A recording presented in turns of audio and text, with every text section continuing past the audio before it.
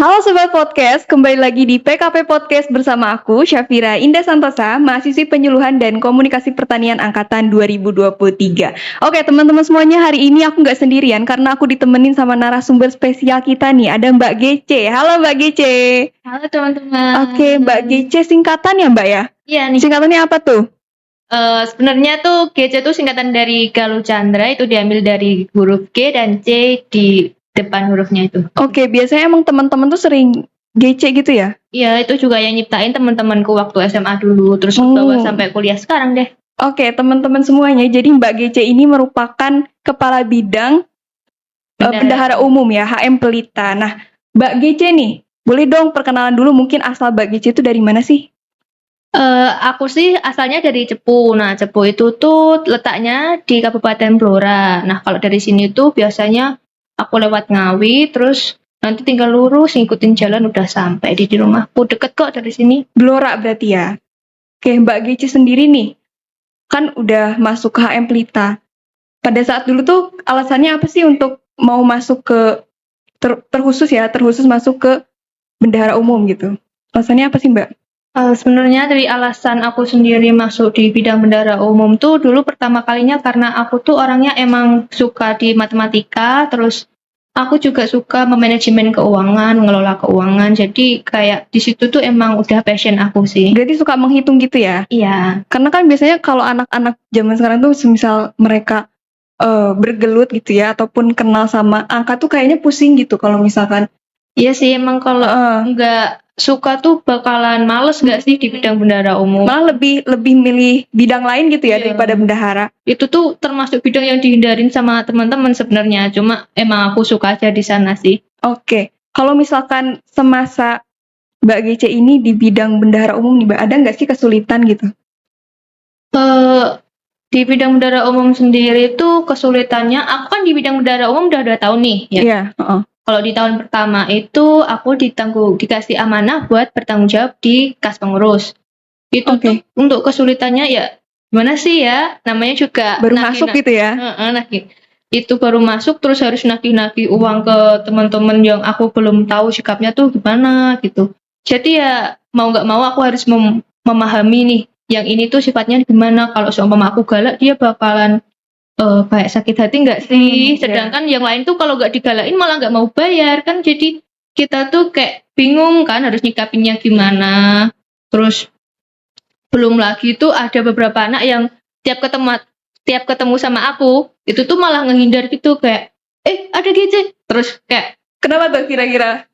Aku juga sebenarnya tuh aku nggak tahu ya dia kenapa. Terus aku tanyalah ke temennya, kenapa sih dia kalau ada aku tuh kok malah ngehindar gitu. Terus dia bilang, kan kalau ketemu kamu pasti ingetin ke kas sama dia tuh kayak trauma gitu katanya. Karena biasanya aku sendiri tuh nggak pernah langsung nagih yang kayak kamu harus bayar ya sekarang gitu. Biasanya kayak gitu sih ya.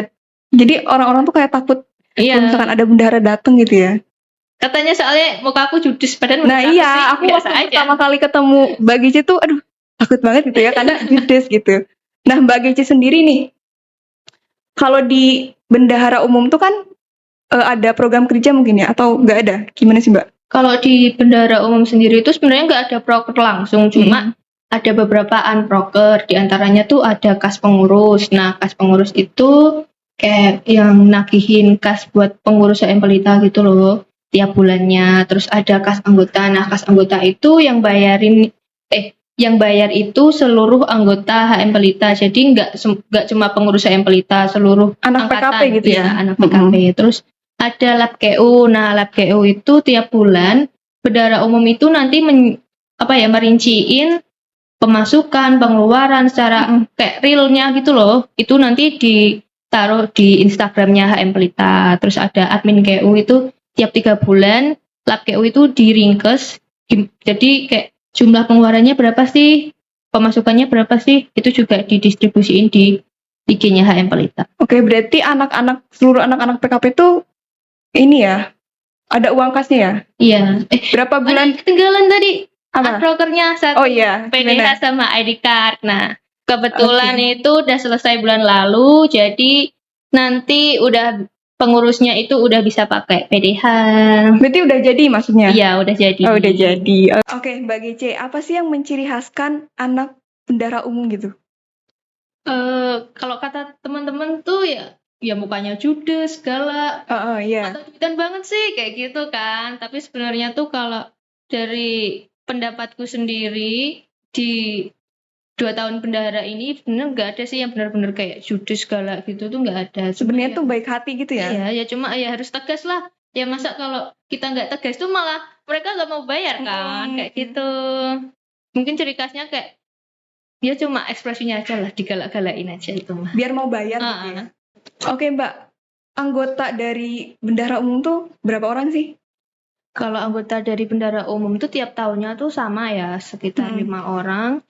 Jadi dua orang itu dari tahun ini, 2 orang itu dari angkatan 2022 dan yang 3 itu dari angkatan 2023. Kebetulan semuanya tuh ciwi-ciwi. Oh, ciwi-ciwi. Iyalah ya, biasanya yang ngatur-ngatur uang tuh biasanya ciwi-ciwi lebih ini ya.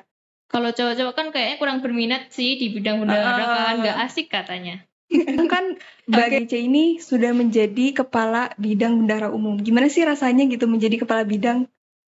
Rasanya sih sebenarnya aku nggak expect ya bakal jadi kepala bidang sendiri, cuma kayak banyak senangnya lah daripada sedihnya. Malah nggak ada sih sedihnya, cuma aku tuh seneng banget bisa berkesempatan jadi kepala bidang bendahara umum, soalnya aku sebenarnya bener-bener nggak berekspektasi bakalan sejauh ini gitu loh. Itu tuh kayak aku gimana sih harus nge-bondingan anakku biar deket sama aku, karena sebenarnya aku sendiri tuh kurang bisa bersosialisasi kan. Tapi juga nggak terlalu sih.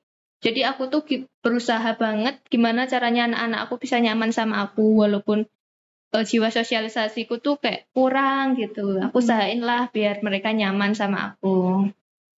Ya walaupun seadanya, cuma kebetulan mereka bisa nyambung lah sama aku. Sekarang udah akrab, alhamdulillah banget. Berarti kuncinya sebenarnya harus bisa adaptasi sih ya.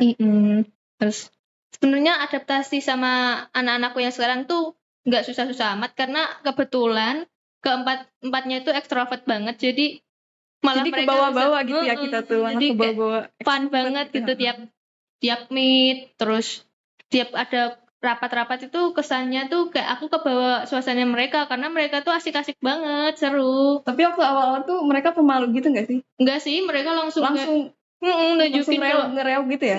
Nggak ada malu-malu sama sekali. Aku kira kayak bakal awalnya tuh ya pura-pura kalem dikit lah, ternyata enggak, langsung nunjukin sikap aslinya yang emang ya ramah-ramah sih, asik-asik sih, aku suka banget. Siapa aja tuh Mbak anggotanya? Anggotanya tuh yang pertama ada Afifa sebagai staf ahliku, terus ada Ocha, ada Karin, sama ada Selen. Nah, kebetulan yang dari angkatan 2023 itu benar-benar ekstrovert banget kan mereka. Kamu tahu kan? Iya, soalnya itu kan teman kelasku. Emang agak wah, agak gitu sih. Ya kan? Bagi sendiri tuh kalau di Solo ngekos berarti ya? Iya, aku ngekos di Jalan Surya 3 situ.